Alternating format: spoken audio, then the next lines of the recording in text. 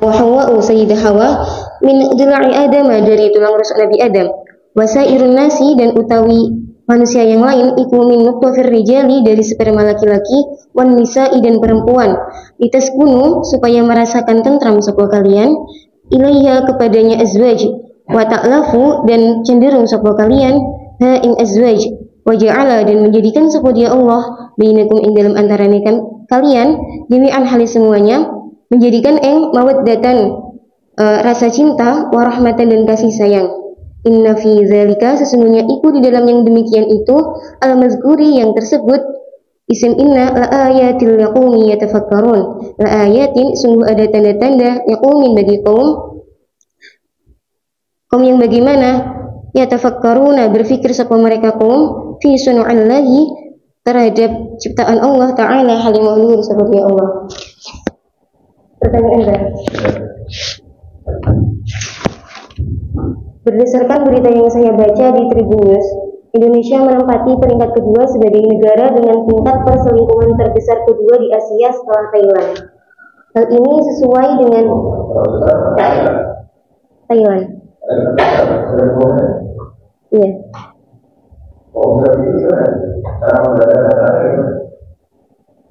Dilakukan riset kepada beberapa orang. Enggak. Kurang tahu, tapi yang ini di Asia. Oh iya, iya.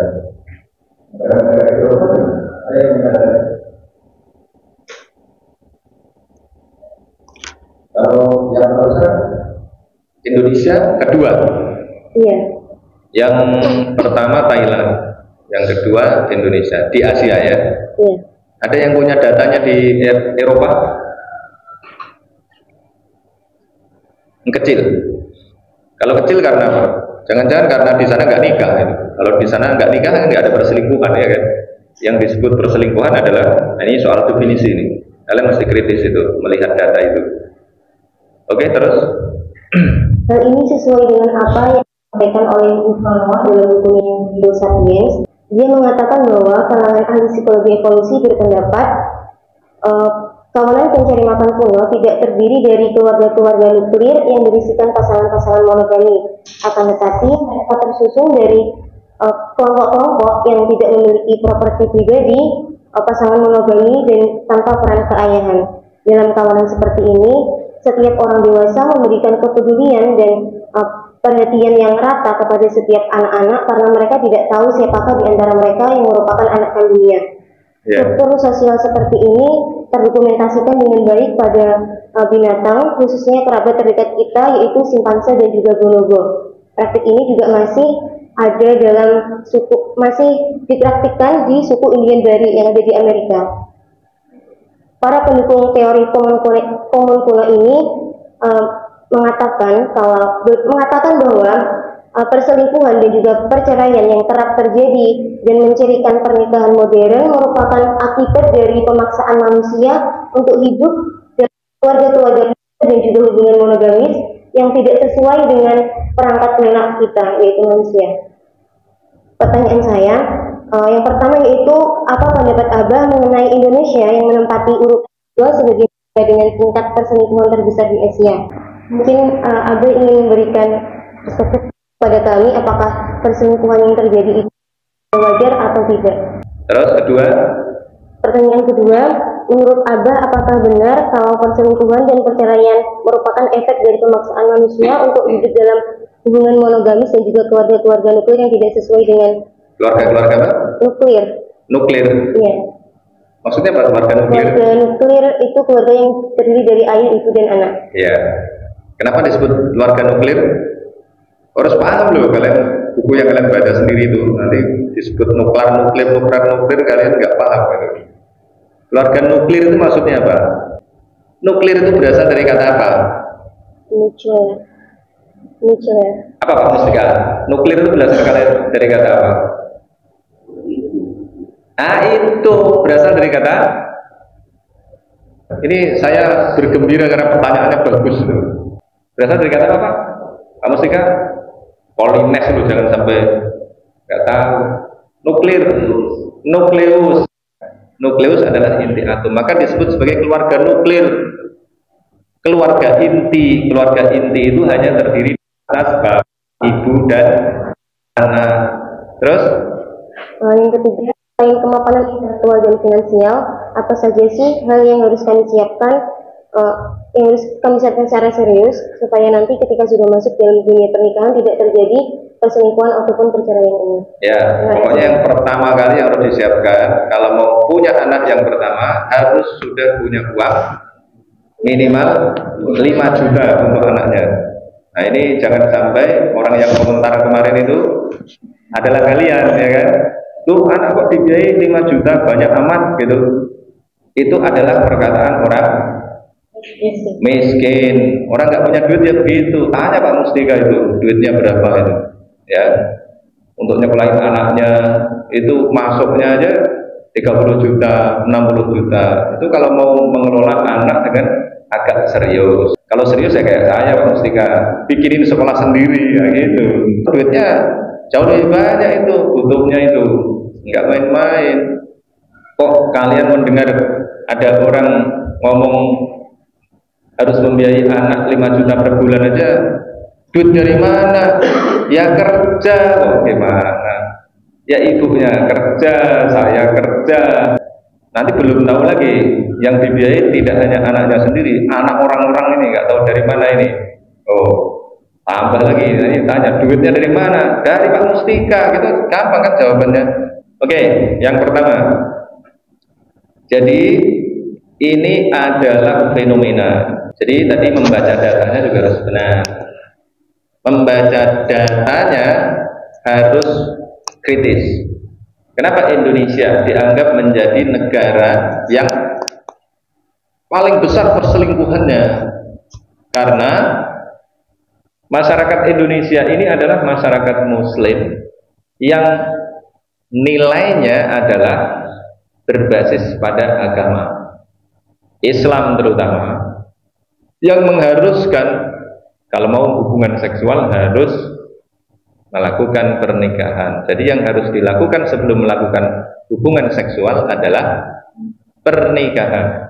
Jadi kira-kira kalau kalian mau memahami manusia ini mengalami evolusi maupun nggak mengalami evolusi, ya, kalian menggunakan doktrin agama secara apa adanya maupun memahami doktrin agama secara saintifik tadi seperti yang disampaikan diantaranya oleh Yuval Noah Harari tadi itu, maka kalian harus berpikir bahwa di dalam perkembangan sejarah tadi itu, tadinya manusia kalau dianggap sebagai hewan biasa, hewan biasa ini memiliki yang namanya basic instinct. Nah, basic instinct ini berupa apa? Nafsu makan, nafsu seks. Kemudian karena ada nafsu makan, ada nafsu seks, maka mereka harus berkelahi. Maka ada yang disebut sebagai struggle for the fittest. Pokoknya bebas mereka, bertarung bebas. Nah, kalau itu terjadi, maka banyak ketidakberesan. Nah, agama ini diturunkan oleh Allah untuk menjadi basic value. Jadi manusia kemudian mengalami perubahan dari basic instinct ke basic value. Walaupun basic instingnya tadi tidak hilang, tetapi kemudian dia harus menyesuaikan dengan yang namanya basic value.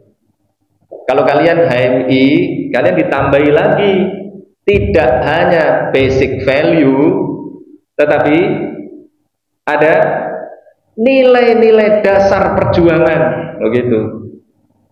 Basic value yang harus kalian perjuangkan.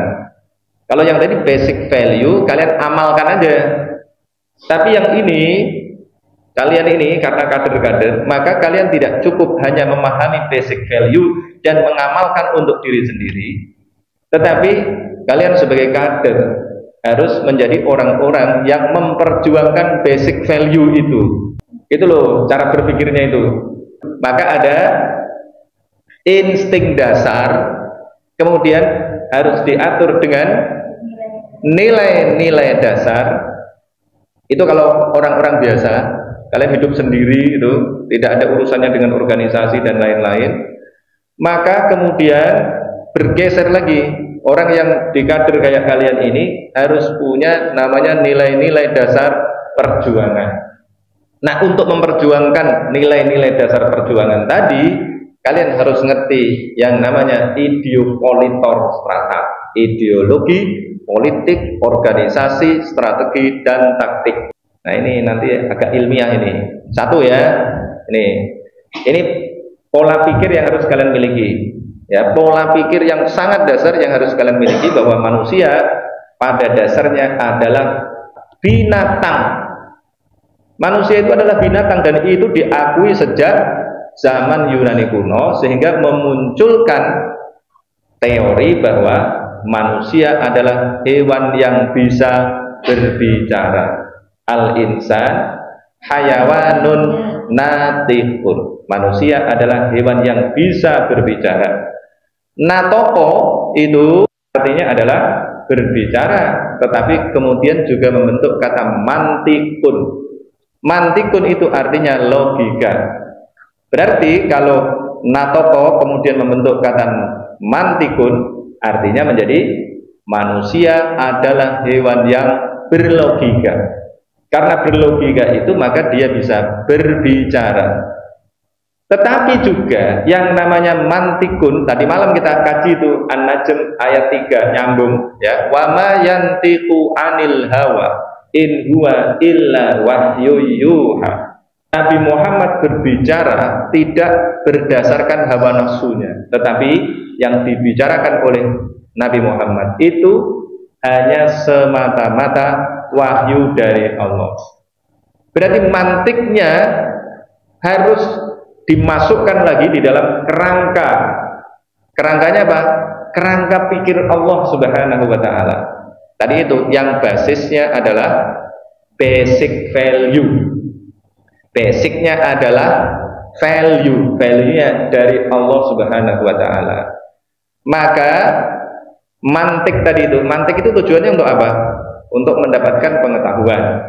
Nah, kalau pengetahuan bagi orang yang beragama adalah berasal dari firman. Logos itu adalah firman. Jadi wa ma yantiqu anil hawa in huwa illa wahyu yuha.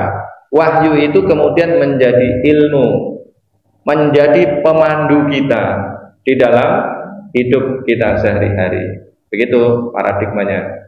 Dari basic instinct ke basic value. Basic value ini sumbernya bisa macam-macam, tetapi kalau kita ini adalah Al-Quran dan hadis Nabi Muhammad. Turut Quran dan hadis jalan keselamatan.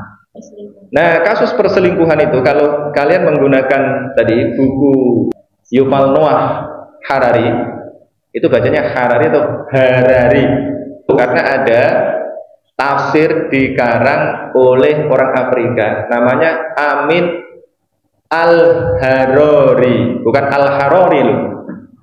Saya dulu pertama kali mendengar nama tafsir itu saya pikir Al-Harori, ternyata Al-Harori. Nama tafsirnya adalah Hadaiqur Raud war Raihan. Besar sekali tafsirnya. Tapi ya isinya ya seperti ensiklopedia. Menurut ini begini, menurut ini begini, menurut ini begini, menurut ini begini. Ya isinya begitu. Jadi kalau kita baca ya banyak yang kita dapatkan, tapi capek. Nyari yang kita butuhkan itu jadi agak capek. Bagaimana pandangan saya tentang perselingkuhan? Kalau kita menggunakan buku yang ditulis oleh Yuval Noah Harari, yaitu sebenarnya fenomena yang disebabkan oleh tadi basic instinct yang tidak bisa dikelola oleh basic value. Itu aja. Ya faktanya ada banyak orang yang tidak selingkuh. Yang selingkuh tadi berapa persen? Karena memang tadi ada kecenderungan satu orang itu yang dipikirkan adalah berapa orang. Loh kalian tuh, Bang Pake, kamu mikir sebagai hewan yang punya basic instinct itu, kamu ingin berhubungan dengan berapa orang? Itu kan sudah diriset tuh, ada risetnya, mau orang beriman, nggak beriman. Loh kita harus ilmiah nih, ya. Kan sudah pernah kita bicarakan itu. Kamu ingat seks berapa menit sekali? Kecuali tidur nih ya. Wong tidurnya aja mimpi basah juga ya kan. Berarti ingat seks juga itu. Berapa menit sekali Galang? Kalau di dalam data berapa menit sekali ingat seks? Coba cek dulu. Kalau kalian ingat tadi sebentar-sebentar ingat seks itu berarti kalian berada di dalam alam hewan yang tadi itu dipengaruhi oleh basic instinct. Jadi kalau kalian ingat tentang seks, sebentar-sebentar ingat seks itu kalian berada dalam alam hewan yang memiliki basic instinct. Berapa menit sekali? Kok lama sekali? Udah ada kok penelitiannya. 15 menit sekali. 18 kali sehari. Wah, kok lama itu? Yang perempuan berapa? Laki-laki berapa? 34 menit sekali. 34 kali sehari. Berarti setengah jam sekali. Itu kan melek ya kan? Ya kira-kira ya sejam sekali lah, oke ya. Jadi berdasarkan data, kira-kira sejam sekali, nggak sampai bahkan 30 sampai 45 menit sekali kalian ingat seks. Ya kan? Kan ada tidurnya segala itu kan. Berarti tidak sampai sejam sekali kalian, tidak sampai sejam kalian akan ingat seks. Nah, sehari berapa kali tadi? 34 kali. Ya, 34 kali. Kalau perempuan berapa? 51 menit sekali. Yaitu tidak sampai sejam. Nah, yang kalian pikirkan itu orang yang sama, kan melakukan hubungan seks harus ada pasangan ya kan? Nah, kalau ingat seks tadi itu, pasangannya sama apa enggak tadi itu? Harus diriset lagi. Ya kan? 51 menit sekali ingat seks. Seks berpasangan. Nah, yang diingat tadi ketika ingin melakukan hubungan seksual itu orangnya sama atau tidak? Nah, berarti tadi dalam ingatan kalian itu setiap kalian ini ingat orang yang sama atau orang yang berbeda. Nah, kemudian dihitung. Ternyata berdasarkan riset setiap orang itu rata-rata berpikir tentang 14 orang. Maka zaman dulu tidak ada kan batasan menikah, tapi untuk laki-laki aja. Maka kemudian terjadi yang namanya poligami. Laki-laki menikah dengan banyak perempuan. Atau sebaliknya, perempuan menikah dengan banyak laki-laki. Tapi kan itu enggak ada aturannya itu. Ya itu masih basic insting. Maka kemudian ada agama-agama yang mengatur. Mengaturnya gimana? Kalau Islam diatur, dulunya kalian boleh menikah dengan perempuan dengan jumlah tak terbatas awalnya ya. Dan agama-agama sebelumnya juga begitu. Yahudi, Nasrani itu adalah zaman yang di dalamnya laki-laki boleh menikah dengan perempuan dengan jumlah yang tak terbatas. Misalnya Nabi Daud punya istri berapa? 99. Ya, contohnya mana? Di dalam Al-Quran mana? Dalilnya mana? Nabi Daud dikatakan menikah dengan 99 orang, kemudian masih ditambah satu lagi. Ada itu di dalam surat Shad. Inna hadza akhi lahu tis'un wa tis'una na'jatan wa liya na'jatun wahidatun faqala akfilniha wa azzani fil khitab. Kemudian dia sadar, Nabi Daud sadar itu lagi disindir oleh Allah. Qala laqad zalamaka bisu'ali na'jatika ila ni'aji. Kemudian dia sadar, oh iya ini saya lagi disindir oleh Allah. Kalau caranya begitu, yang berlaku adalah basic instinct, maka yang dapat keuntungan siapa? Nanti itu tidak terjadi hubungan yang adil. Nanti yang menang adalah Alwi yang badannya gede. Yang menang nanti adalah Pak Mustika yang duitnya banyak. Sehingga kehidupan bersama ini bisa berjalan dengan lebih baik. Nah, ini kan kemudian adalah keinginan Allah Subhanahu wa taala. Nah, makanya gitu ya, kalau kita sebagai seorang beriman memahaminya begitu, itu adalah keinginan Allah. Loh, gimana ceritanya? Dulu orang boleh menikah dengan jumlah tak terbatas. Kemudian tiba-tiba dibatasi oleh Allah, fankihu ma tobalakum minan nisa'i masna wa sulasa wa ruba fa in khiftum alla ta'dilu fawahidah. Dan sekarang lebih mengarah kepada pernikahan 1:1, ya. Tidak ada poligami. Ini kalau dalam lingkungan kita ini tidak ada poligami, tidak ada poliandri. 1:1. Anaknya aja yang banyak. 1+1 jadi 7. Seperti di dalam rumah saya, 1+1 jadi 7. 7 kan? Kalau 1+1 kan saya dan istri saya jadi 2. Ini 1+1 jadi 7. Anaknya 5. Tapi tadi itu pakai basic value. Nah, kalau pertanyaannya adalah kenapa banyak perselingkuhan? Ya berarti tadi basic value-nya ini digunakan atau tidak, kan gitu jadinya. Nah, sekarang kita tinggal ukur bagaimana pemahaman orang terhadap basic value. Karena basic itu artinya apa? Dasar, fundamen. Maka kalau kita beragama harus fundamentalis. Nah, ini jangan dipahami secara salah ini. Fundamentalis itu dulu menjadi istilah yang negatif karena ada di barat. Munculnya kan di barat. Orang fundamentalis itu dianggap salah karena di barat itu paradigmanya sekuler. Dimulai dari benturan antara gereja dengan kaum ilmuwan. Itu ceritanya. Jadi benturan antara gereja dengan ilmu pengetahuan, dengan sains, itu menyebabkan gereja dan negara kemudian terpisah, diawali dari situ. Paham sekuler yang muncul di Eropa itu diawali dari benturan antara kaum agamawan dengan saintis, kan gitu. Karena tadinya ada orang-orang yang menemukan teori-teori ilmiah seperti siapa? Galileo Galilei, Kopernikus. Itu orang-orang gereja semua itu. Tapi kemudian temuan-temuan mereka ini dianggap sebagai bid'ah. Kalau dalam bahasa Islam dianggap sebagai bid'ah. Maka kemudian mereka dihukum. Galileo Galilei misalnya, dia dihukum itu. Untungnya nggak dieksekusi. Dia akhirnya pulang kampung akhirnya. Nah, disitulah kemudian terjadi pertarungan, pergulatan antara doktrin agama dengan temuan-temuan saintifik. Nah, ternyata temuan-temuan baru di bidang ilmu pengetahuan saintifik itu tadi itu menang. Maka kemudian mereka menyusun kekuatan baru yang meminta agar antara kekuasaan gereja dengan kekuasaan negara dipisahkan. Itu yang disebut dengan sekularisasi tadinya.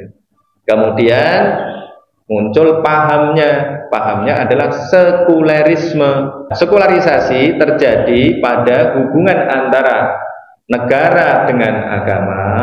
Sekularisme kemudian muncul dan berkembang dalam konteks sains. Jadi makin lama makin nampak bahwa agama itu salah. Kalau agama di sana tadi salah, maka orang yang fundamentalis itu salah atau benar? Ya salah, agamanya salah. Kamu mendasarkan diri pada nilai-nilai yang salah, itu salah atau benar? Salah. Nah, sekarang kalau orang Islam mesti fundamentalis atau enggak fundamentalis? Ya harus fundamentalis. Karena apa? Karena tadi basic value kita adalah Al-Quran dan hadis. Al-Quran dan hadis itu adalah kebenaran. Tentu saja hadisnya hadis yang sahih, ya harus dicek. Nah, nih poin tadi, hadisnya harus hadis yang sahih. Ya, yang jelas basic value kita yang pasti benar adalah Al-Quran ini. Karena nggak ada yang namanya ayat do'if, kan nggak ada. Kalau hadis do'if, sebutannya di dalam istilah teknis ilmu hadis, ya ulumul hadis itu ada istilah hadis do'if. Kalau di dalam ulumul Quran nggak ada ayat do'if, itu nggak ada. Maka kita punya basic value yang jelas. Basic value yang jelas mutawatir adalah Al-Quran. Maka kita harus fundamentalis atau enggak fundamentalis? Fundamentalis. Tapi paradigma tadi itu fundamentalis negatif, kemudian kita terima apa adanya. Itu berarti wacana kalian dipengaruhi oleh wacana barat. Kalian belum mampu untuk membangun wacana bahwa kalau kita beragama harus fundamentalis. itu seperti nyanyian kita, turut Quran dan hadis, jalan keselamatan. Itu fundamentalis apa enggak? Ya fundamentalis. Jadi harus pakai basic value. Basic value sumbernya adalah Al-Quran dan hadis. Al-Quran dan hadis itu adalah jalan keselamatan. Sekarang masalahnya hubungannya dengan pertanyaanmu tadi itu, kenapa kok banyak perselingkuhan? Itu sama dengan kenapa banyak orang beragama Islam tetapi tidak menjalankan ajaran agamanya, kan gitu aja. Ini kan orang yang beragama Islam tetapi kok selingkuh. Itu kan sama dengan ada banyak orang Islam tapi tidak menjalankan ajaran agamanya. Itu kan gitu umumnya. Ada banyak orang Islam di Indonesia ini tetapi tidak menjalankan ajaran agamanya. Sekarang harus kita riset. Jawabannya ini mestinya harus berbasis pada riset. Kemungkinannya hanya dua. Yang pertama adalah orang Islam sudah memahami agamanya tetapi tidak menjalankannya. Nanti kita cari sebabnya apa.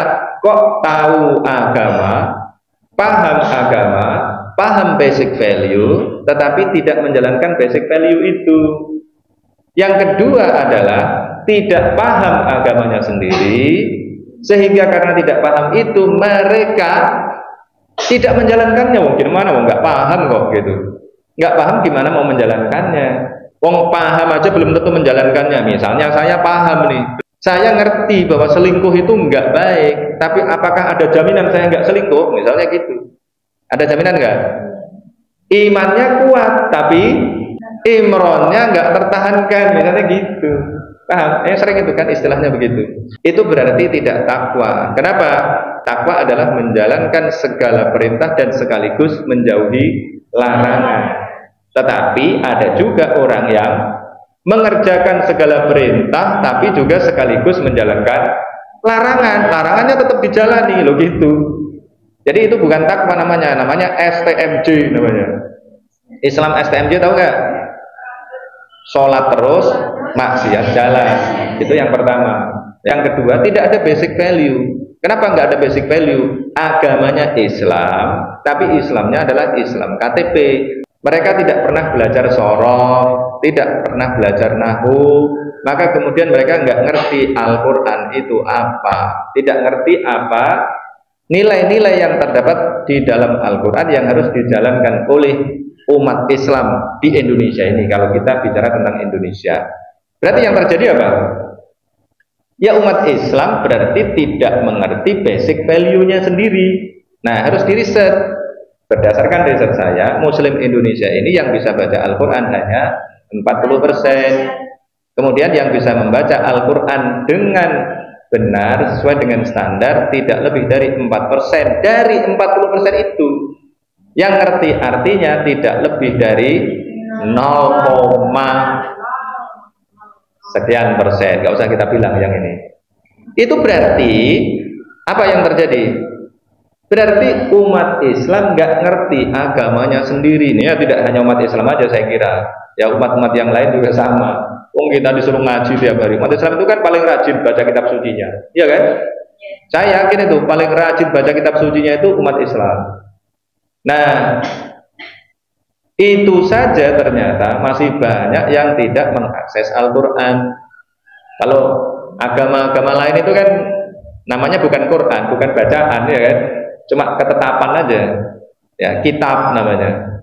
Kitab itu kan berasal dari kata kataba yang tubuh kitaban. Itu ketetapan yang harus dijalankan mestinya. Itu seperti undang-undang. Kalian pernah nggak baca undang-undang tentang lalu lintas itu? Nggak pernah kan? Jadi kalian nggak penting baca atau tidak. Yang penting kalau kalian tidak pakai helm akan ditilang. Gitu aja. Nggak ditanya oleh polisinya. Kamu udah baca belum undang-undang tentang lalu lintas? Nggak dibaca. Nggak peduli itu Pak polisinya itu. Kalau kamu jawab, wah saya belum pernah baca Pak, ya itu bukan urusan saya kan gitu. Nah kalau Al-Quran ini adalah kitab yang kemudian jadi bacaan, harus kalian baca. Wong namanya saja Quran, tetapi ya jarang-jarang dibaca. Yang terjadi adalah mayoritas umat Islam ini sesungguhnya tidak mengerti agamanya sendiri. Nah agama itu tadi itu ada yang formalistik, ya yang formalistik apa? menikah maksimal 4. Tetapi ada juga anjuran-anjuran moral.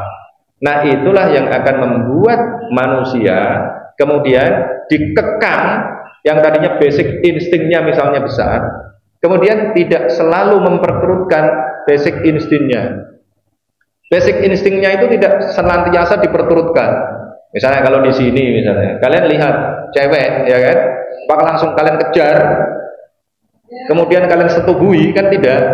Begitu, nggak kayak ayam di depan itu. Dia lihat betina di sana langsung dikejar, kemudian ya disetubui itu, dikawini. Nah, itu bedanya antara kalian dengan ayam. Karena ayam pakai basic instinct, kalian pakai basic value. Ayam pakai basic instinct, kalian pakai basic value. Nah, bedanya di situ. Nah, tadi itu berdasarkan riset begitu. Kalau saya ditanya kenapa terjadi banyak perselingkuhan, ya nanti diriset lagi, harus ada itu risetnya.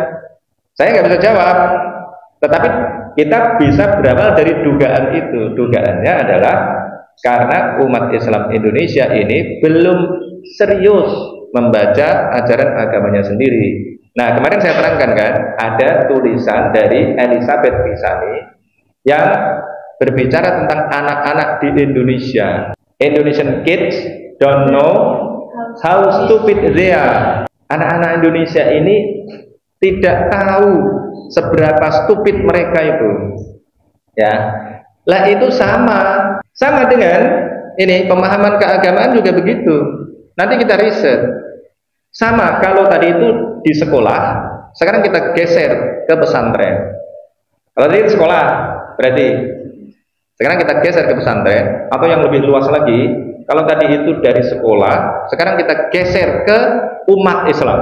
Saya bisa nulis artikel yang judulnya adalah Muslim Indonesia tidak tahu seberapa stupid mereka terhadap agamanya sendiri.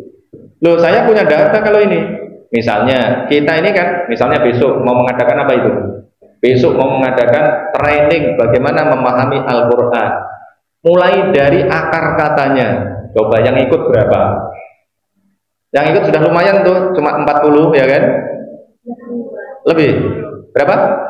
60 orang. Ya lumayan itu signifikan banget itu, tidak seperti biasanya. Tapi coba bandingkan dengan penduduk yang ada di mana? Di Semarang aja misalnya. Yang ikut cuma 60 itu. Berarti yang sadar berapa orang? Oh gitu ya, mereka nggak sadar dan menganggap bahwa belajar agama itu nggak penting. Dua, yang sering saya temukan adalah ketika ada orang ikut itu, ini kalangan menengah ke atas loh ya, ini adalah aktivis, ada yang dosen juga. Apa komentarnya? Komentarnya, saya dulu juga pernah belajar ini. Kalau diajari fa'ala ya qulu fa'lan wa maf'alan, saya dulu pernah belajar ini. Atau kalau diajak mereka bilang saya sudah pernah belajar dulu begitu, tapi mereka nggak ngerti fungsinya. Maka kemudian karena sudah belajar tadi itu, mereka merasa bahwa mereka sudah cukup belajar agama. Atau orang tua banyak yang menganggap bahwa kalau anaknya sudah bisa baca Al-Quran itu sudah selesai. Padahal enggak begitu. Padahal kita punya ya urutan kewajiban kita pada Al-Quran ada 7. Kalau untuk diri sendiri, minimal orang harus punya 5 kewajiban yang sudah dijalankan. Berarti harus membaca, mengartikan, menghafalkan, merenungkan, baru mengerjakan. Itu baru benar. Lah kalau tidak punya itu, maka nggak bisa tuh mengerjakan apa yang ada di dalam sumber basic value kita. Ibaratnya, agama itu adalah tali. Ya, itu loh kalau kita memutarkan benda itu, kalau kita memutar benda yang diikat pada tali, maka akan muncul 2 gaya. Betul nggak, Bang Musika? Gayanya apa? Gaya apa? Gayanya adalah gaya sentripetal dan gaya sentrifugal. Kalau gaya sentripetal, kalau kalian punya basic value, maka kalian akan ditarik untuk ke dalam. Tapi sebenarnya ada gaya sentrifugal. Keluar tuh, maunya keluar tuh, kayak gitu tuh analognya ya, udah benar ini analognya. Nah agama itu adalah tali, Agama adalah tali. Maka di dalam agama ada namanya akidah. Akidah itu berasal dari kata akdun, ya. Akdun artinya ikatan. Maka kalau kalian menikah, kalian diakadkan. Maka istilah yang ada di Indonesia adalah akad nikah. Nggak ada itu tendangan nikah, nggak ada. Tapi yang ada adalah akad nikah. Akad diserap ke dalam bahasa Indonesia menjadi ikat, ya. Jadi akad diserap ke dalam bahasa Indonesia menjadi ikat. Nah, orang yang menikah tadi itu berarti diikat dalam tali pernikahan. Jadinya begitu. Canggih itu kan. Cara berpikirnya itu mesti begitu. Maka tadi agama adalah akad. Kalian berakad. Kalau akad harus komitmen. Maka kemudian sesuai dengan hadis Nabi, ad-dinu an-nasihah. Ini nama saya nih. Karena nama saya akan fasih menjelaskan ini. Ya, ad-dinu an-nasihah. Agama adalah an-nasihah. Tetapi sayangnya kemudian dipahami secara keliru. Agama adalah nasihat. Saya dulu juga keliru juga memahami agama adalah nasihat. Kalau baca hadis seterusnya baru sadar bahwa arti itu tidak tepat, bahkan bisa dikatakan salah. Kenapa? Nabi Muhammad kemudian ditanya, faqila liman? Kemudian dikatakan kepada Rasulullah, nasihat kepada siapa ya Rasulullah? Lillahi wali kitabihi wali rasulihi wali a'immatil mu'minin wa ammatihim. Nasihat kepada Allah, kepada kitabnya, kepada rasulnya. Mungkin enggak? Enggak mungkin. Masa menasihati Allah, kitabnya dan rasulnya? Wong itu sumber kok. Sumber value tadi. Yang paling mungkin adalah nasihat kepada wali a'immatil mu'minin. Ya, nasihatnya itu kepada siapa yang seterusnya? Wali a'immatil mu'minin wa ammatihim. Itu yang paling mungkin kepada pemimpin-pemimpin orang beriman dan orang beriman secara keseluruhan. Berarti harus komitmen tadi, komitmen pada agama. Kalau komitmen pada agama mengatakan laki-laki boleh menikah maksimal 4 orang perempuan saja. Sebaliknya perempuan tidak punya pilihan, cuma 1 saja. Maka caranya bagaimana? Laki-laki, ya kalau kamu punya uang yang cukup, bisa berbuat adil dan lain sebagainya, syarat-syarat yang dikemukakan oleh Al-Quran, maka pilihlah maksimal 4 di antara perempuan di seluruh dunia ini yang terbaik.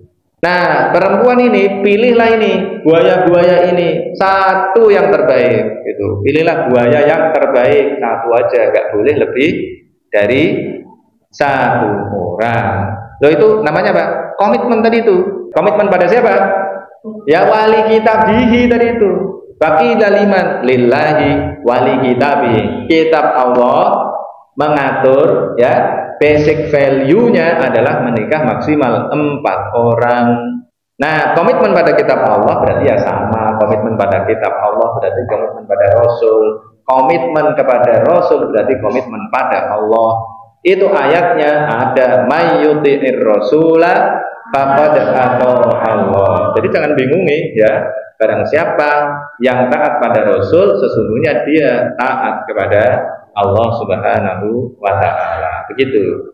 Jadi sekarang tinggal dilihat tuh seberapa pemahaman umat Islam kepada kitab sucinya sendiri, dan itu ternyata hasil sementaranya masih rendah. Jadi ada kemungkinan juga mereka melakukan itu karena tadi abai terhadap nilai-nilai yang ada di dalam Al-Quran dan hadis Nabi Muhammad. Kenapa?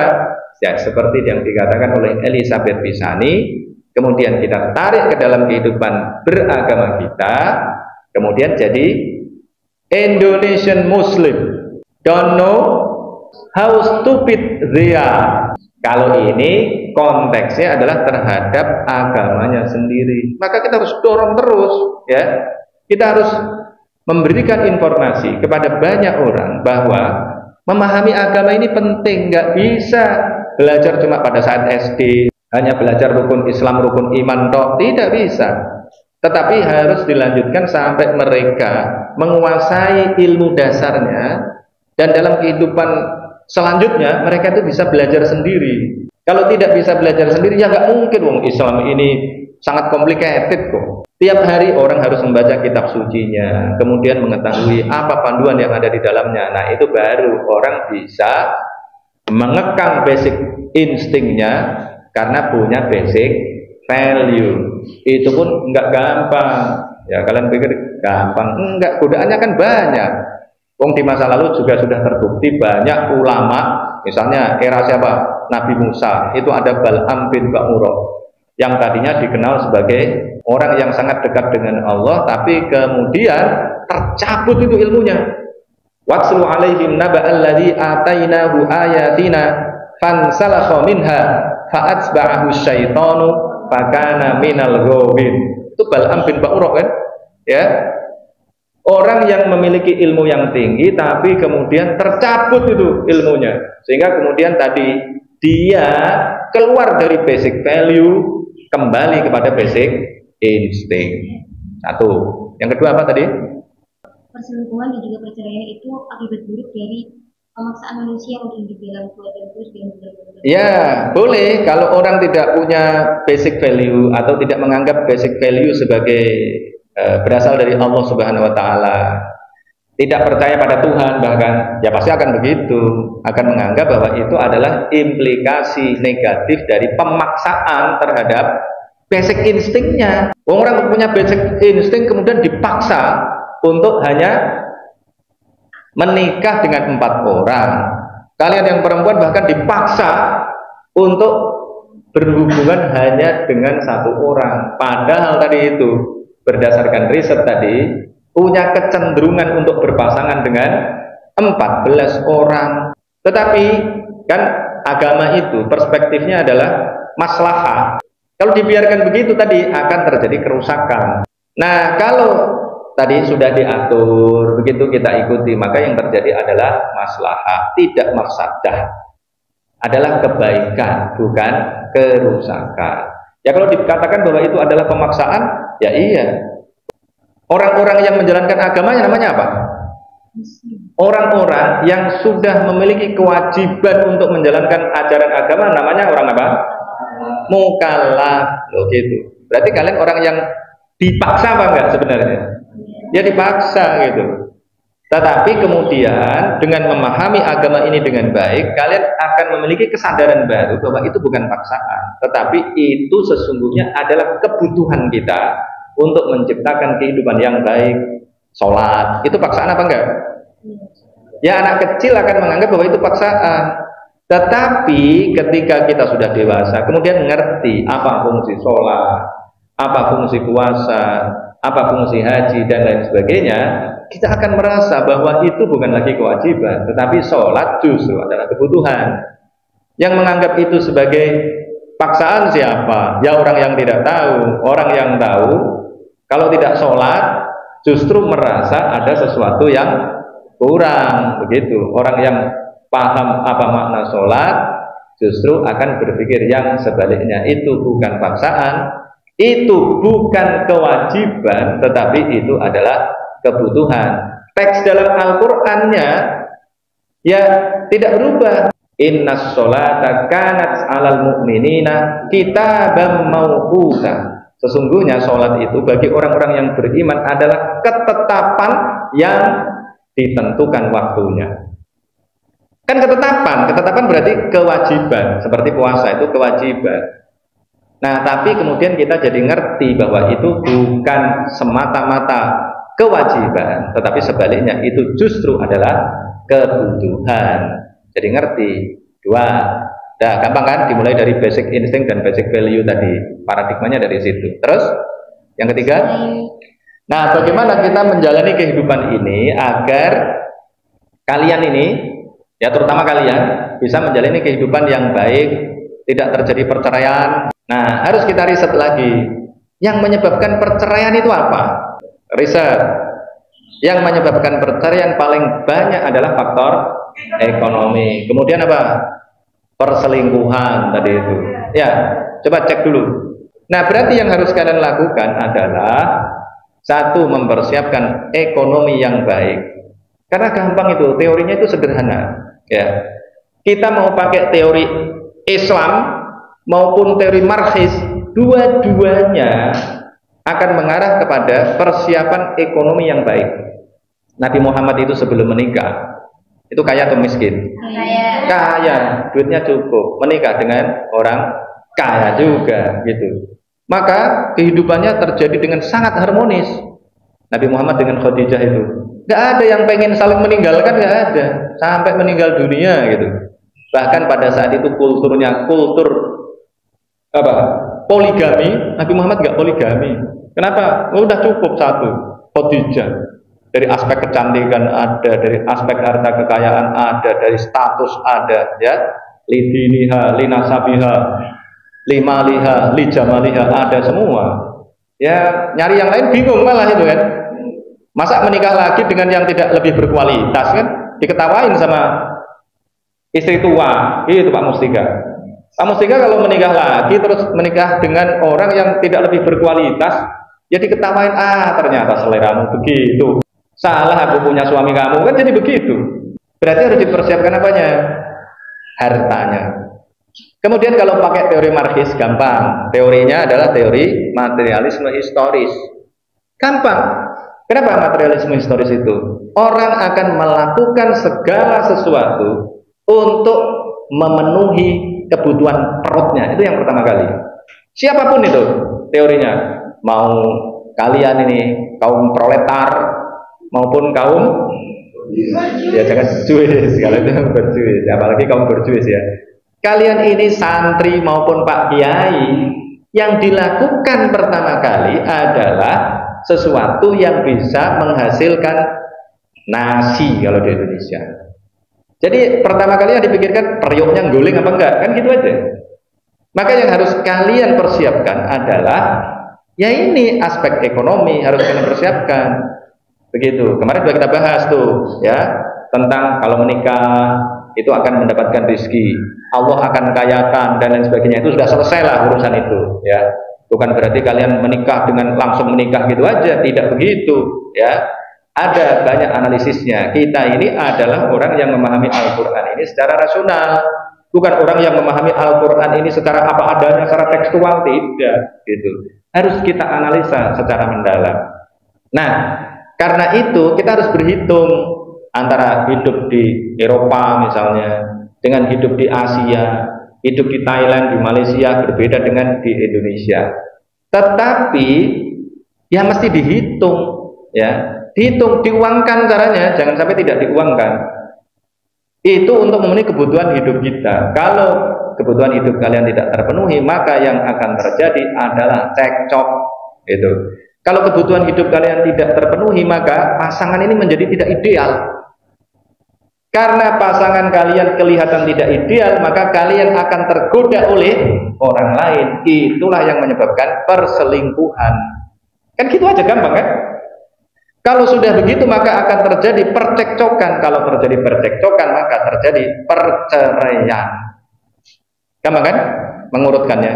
Maka harus dihitung betul. Nah, sudah ketemu tuh. Kalau kalian mau punya anak di Indonesia ini, wabil khusus di Semarang, itu sudah dihitung oleh WOKI. Kalau kalian mau punya anak yang benar, maka kalian harus persiapkan segala sesuatu yang kalau diuangkan itu kira-kira butuh 3 sampai 5 juta. Jadi kalau belum punya uang 3 sampai 5 juta tadi itu, jangan sekali-kali berani-berani bikin anak. Oh gitu. Kenapa? Itu nanti kalian akan menyebabkan takdir anak kalian jadi buruk. Karena mereka tidak punya pilihan. Harus lahir dari rahim kalian yang miskin, misalnya gitu. Jangan sampai begitu. Kalau tadi miskin, maka yang terjadi adalah kalau kurang gizi, miskin kan kemudian jadi kurang gizi. Kalau kurang gizi, maka otaknya akan terganggu. Maka kalian akan menyebabkan takdir anak kalian menjadi takdir yang buruk. Lahir dari orang tua yang tidak memperhatikan gizi anaknya, sehingga dia jadi buruk dari aspek intelektual. Kemudian yang kedua, dari aspek status ekonomi dalam masyarakat adalah masuk dalam program keluarga harapan. Coba bayangkan itu. Itu takdir yang buruk. Jadi memahami hadis takdir yang baik dan yang buruk itu kalian fokus di situ, sehingga kalian mempersiapkan hidup kalian jadi lebih baik. Bisa ditangkap? Itu loh. Takdir, kalian harus percaya pada takdir kan? Takdir yang baik maupun takdir yang buruk. Seperti sering saya bilang, saya ini lahir di Melagen sana. Itu takdir yang baik atau yang buruk? Ya, saya bisa menganggap itu takdir yang buruk.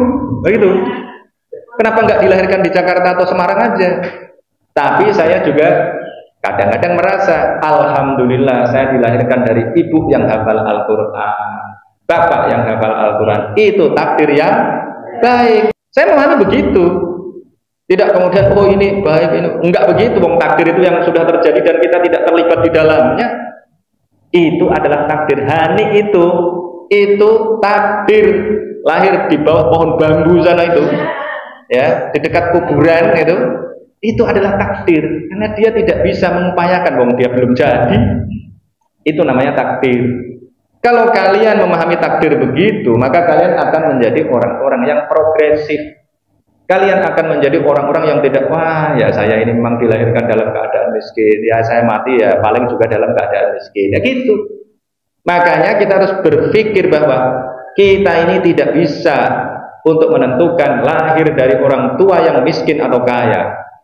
Kita lahir dalam keadaan kaya atau tidak itu bukan kewenangan kita, ya, bukan pilihan kita, tetapi kita bisa memilih nanti itu akan mati dalam keadaan kaya atau miskin. Nah itu memahami takdir secara progresif namanya. Jadi gak nyalah-nyalain Allah aja. Nanti saya ini jelek begini ya karena Allah gitu. Ya gak begitu kan? Nah jadi dengan begini ini kita juga bisa mempersiapkan tadi. Kita ini harus punya uang yang cukup.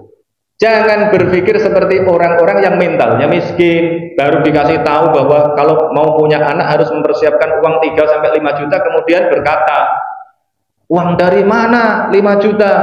Padahal sudah tahu semua, anaknya Raffi Ahmad aja berangkat ke PAUD itu sangunya 100.000, berarti per bulan 3 juta, itu baru sangunya tok, begitu. Masih belum yang lain-lain, mobil-mobilannya mungkin harganya lebih mahal lagi ya kan? Nah berapa itu? Itu artinya apa? Uang sedikit atau banyak itu relatif tergantung orangnya. Kalau orang miskin, ya uang sedikit dianggap banyak. Kalau orang kaya, uang banyak dianggap sedikit. Tinggal gitu aja. Kalau Pak Mustika itu keluar duit, ya transfer uang ke saya itu ya, dia sambil merem aja gitu. Kenapa? Nah duitnya banyak gitu. Kalau duitnya sedikit, dihitung-hitung kayak kalian itu, ya, dihitung-hitung. Nanti kalau beli mobil nanti cukup apa enggak ya? Cicilannya nanti berapa ya? Kan gitu, ya. Diajak apa? Korban, nggak muncul-muncul itu uangnya, ya. Diajak beli mobil, nggak ada juga urunannya. Itu karena apa? Karena masih kismin, keremente itu. Ya, sehingga menganggap uang yang sedikit sebagai yang banyak. Terjawab semua ya? Ilmiah itu. Pokoknya harus kita biasakan. Kita membahas Al-Quran ini harus ilmiah. Ya, kalau ada temuan-temuan baru yang seolah itu mendobrak Al-Quran dan hadis, anggap bahwa temuan-temuan ilmiah itu adalah sarana untuk membuat kita ini terbebas dari tahayul-tahayul sebelumnya. Ibaratnya Al-Quran ini adalah besi yang kokoh, tapi kemudian dalam perjalanan sejarah ada karat-karatnya itu, sehingga orang menganggap bahwa karat itu adalah bagian dari besi, padahal karat itu kan bukan besi. Caranya gimana? Harus dibakar, dibersihkan, sehingga yang besi adalah besi, yang karat kemudian hilang. Nah agama ini begini, tadi itu di dalam tadi ayat Ar-Rum ayat 21 itu kemudian dipahami macam-macam. Yang itu adalah karat-karatnya, ada takhayulnya. Tadi itu Nabi Adam tercipta dari apa, kemudian Ibu Hawa tercipta dari tulang rusuknya misalnya. Itu kan Israiliyah, ya.